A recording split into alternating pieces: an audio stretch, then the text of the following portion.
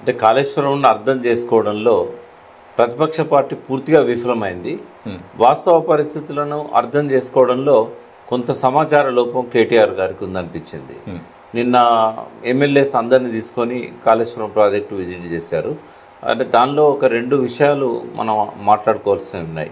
ఒకటి ఏంటంటే మేడిగడ్డ, నేను కూడా మొదటి నుంచి చెప్తున్నాను, పెద్దగా డ్యామేజ్ కాలేదు.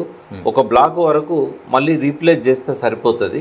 మేడిగడ్డ అనేది జీవధార, తెలంగాణకు ప్రాణధార. కాబట్టి దాన్ని మనం కాపాడుకోవాలి. అది ఎందుకు అక్కడ మేడిగడ్డలో బ్యారేజ్ కట్టారనేది వేరే చర్చ. కానీ మేడిగడ్డ అనేది రిపేర్ చేసినట్టయితే తెలంగాణ సస్యశ్యామలంగా ఉంటుంది. గోదావరి బేసినే కాకుండా కృష్ణా బేసిన్లో నీళ్ళు లేనప్పుడు కూడా నల్గొండ జిల్లా ఆయకట్టుకి ఇవ్వచ్చు, మనం హైదరాబాద్ మంచినీటికి ఇవ్వచ్చు. ఇవన్నీ కూడా చెప్పుకుంటూ వచ్చాం. ఇప్పుడు మనకు రుజువు అవుతున్నది, మేడిగడ్డ నిక్షేపంగా ఉంది. దాదాపు 20 లక్షల క్యూసెక్ల నీళ్ళు వచ్చినా కూడా, మోర్ దెన్ 100 టీఎంసీల నీళ్లు పోతున్నా కూడా మేడిగడ్డకి ఏం కాలే కదా. ఆ డ్యామేజ్ అయినవి మాత్రం ఆ తలుపులు తీసేయడం వల్ల ఫ్లో అనేది ఫ్రీ అయిపోయింది. కాబట్టి ఈ ఫ్రీ ఫ్లోస్ ఉన్నంత వరకు కూడా మేడిగడ్డకి ఏమీ కాదు.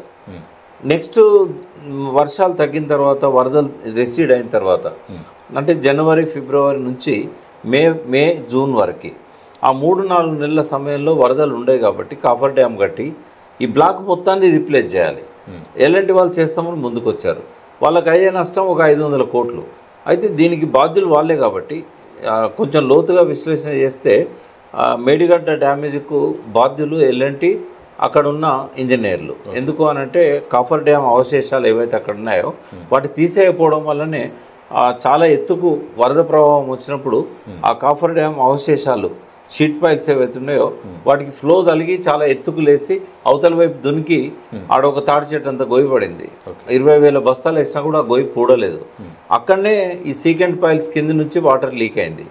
అది మెయిన్ ప్రమాదానికి. ఇప్పుడు రేపు డ్యామ్ సేఫ్టీ అథారిటీ చెప్పినా, విజిలెన్స్ కమిటీ చెప్పినా కూడా వాళ్ళు అదే చెప్తారు. ఇది నాణ్యత లోపం కాదు, ఇది కేసీఆర్ లోపం కాదు, బ్యారేజ్ డిజైన్ లోపం కాదు.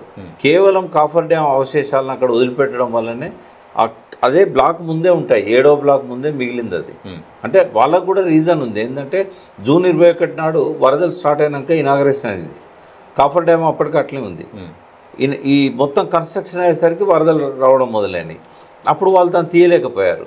నెక్స్ట్ ఇది వచ్చింది, కోవిడ్ పాజిటివ్. కోవిడ్ ఎప్పుడు వచ్చింది? అది మార్చి 23కి వచ్చింది. అప్పుడే గోదావరిలో వరదలు తగ్గినాయి. ఆ టైంలో ఎవరు పోలేకపోయినారు. తర్వాత అక్కడ చూస్తే ఏంటంటే 80% వెళ్ళిపోయింది కాఫర్ డ్యామ్, వరదలో కొట్టుకపోయింది. ఇక కొద్దిగానే మిగిలింది కదా, ఇది కూడా పోతుంది. ఈ కొద్దిగా ఉంటే నష్టం ఏందని ఎలాంటి వాడు ఇంజనీర్లు కూడా దాన్ని పట్టించుకోలేదు. అది ఇంజనీర్లు అడిగారు, అడిగితే వరదల్లో కొట్టుకపోతుంది, 80% పోయింది, ఇంకా 20% పోదా అని చెప్పి అన్నాడు వాడు. కానీ ఆ 3 సంవత్సరాలు కూడా 20% అట్లాగే ఉంది. మొన్న మేడిగడ్డ కుంగిన తర్వాత కూడా ఆ 20% అట్లాగే ఉంది. అన్ని ఫోటోలలో మీకు కనబడుతుంది. కరెక్ట్ 7th బ్లాక్ ముందే ఉంది అది. ఈ 19, 20, 21 పియర్స్ ముందటనే ఉంది.